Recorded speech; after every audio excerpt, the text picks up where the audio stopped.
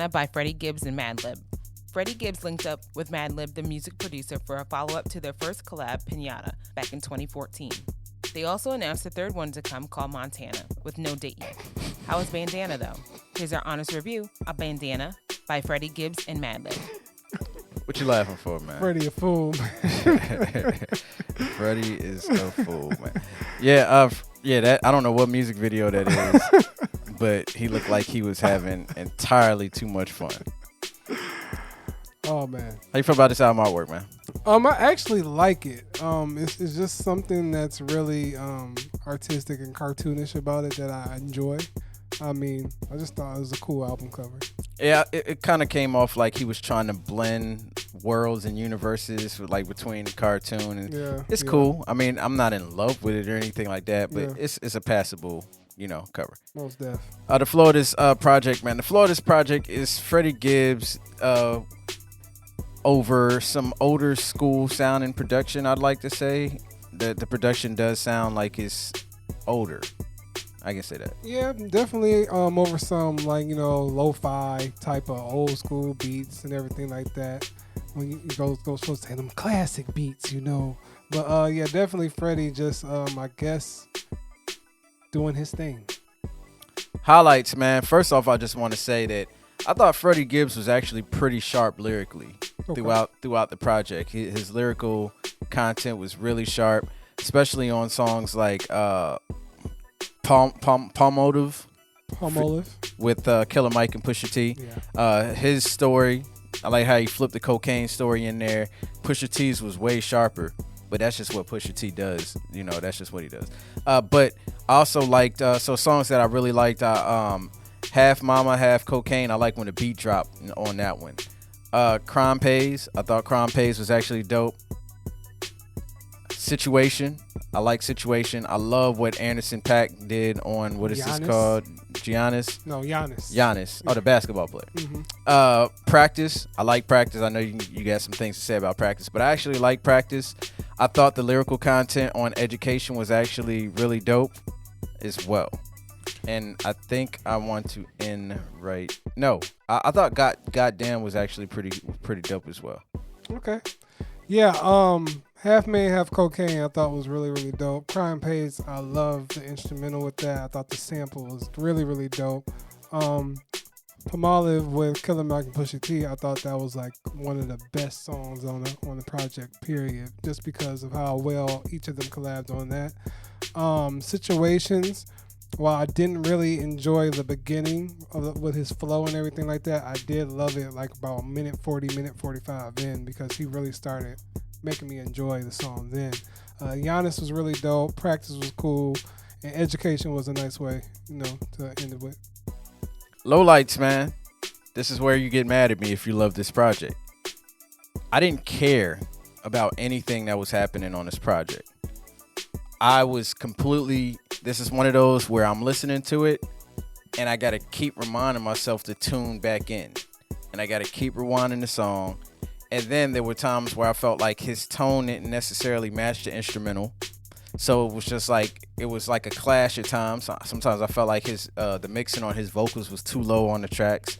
I felt like the guest appearances outdid him on the songs that he does have guest appearances on. And then there were songs like, I like the way it started. I love the fact that he had the skits at the back end of the tracks as opposed to being at the front of the track where you can't skip it and get straight to the song. I love the fact that he did that. But all the songs that I kind of didn't name, Massage Seats, he killed it. The whole project, I felt like he lyrically did his thing. I didn't care. Massage Seats, Fake Names, Flat Tummy Tea, I just did not care. Contracts, even Education was... Cataracts, So Right, and even Education to some degree was really boring. And I credit that to the production for sure on that track. And I thought the production was really hit or miss throughout the project. Like there's the production on Crime Pays, like you said, is a really great produced song. I like the beat change on Half Man, Half Cocaine. I love the way that beat sounded when they dropped. Palmolive beat was crazy. Gianna's beat was dope. Situation was dope, but it's like half of the songs where I actually enjoy the beat, and the other half, it just was that old school sound of hip hop. And even though I grew up in that era, I don't want to hear it in 2019, like being done new. You know what I mean? Like if I want to hear that nostalgia, I could listen to that nostalgia. You know, I could go and listen to Wu-Tang. I could listen to Onyx. I could listen to Run DMC. Like I could listen to artists that did that. I don't want to really hear somebody doing that in 2019. I felt like Madlib's production didn't fit him. I actually like what Freddie did on the last project a lot better than what he did with this one. Yeah, when it comes to production on this album, I feel you on that. Like, you don't want to hear that, but like, I still enjoy it. Like, I really enjoy the sound of production like this because of how they, they flip samples and then, the production, how it's just smooth and everything wavy, all that. But when it comes to Freddie rapping on it, I was not interested. And like, even he did have some lyrics here and there, but it just wasn't packing a punch. And I felt like, for example, when he started on Palmolive and I was just like kind of zoned out with the beat, and I really didn't get kicked back into focus into our Killer Mike with the bridge or the chorus or whatever. I'm just like, oh, I'm in it now. And I think that's a problem because I don't think Freddie Gibbs is a terrible artist or rapper or anything like that. No. But it's like on this project, I was not focused on what he was delivering. Like, it was just passable. I was only paying attention to the beat. I was more frustrated with how he chose to rap on a song rather than anything.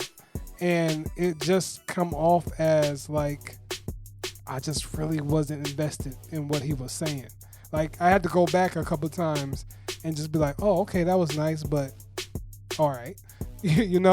So other than that, other than the songs that I had in my highlights, every other song is just that it was not a highlight because I didn't like what he was saying or how he was saying it.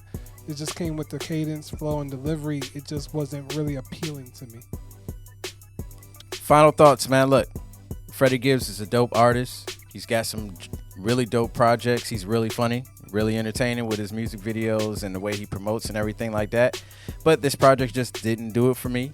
I know people are, crowning this one of the best joints of the year, which is why we wanted to do it, because it was busy around this time, I believe, and we just didn't get a chance to get around to it. Finally got around to it, and I feel like I didn't miss out on much. You know what I'm saying? There's definitely some dope tracks up here.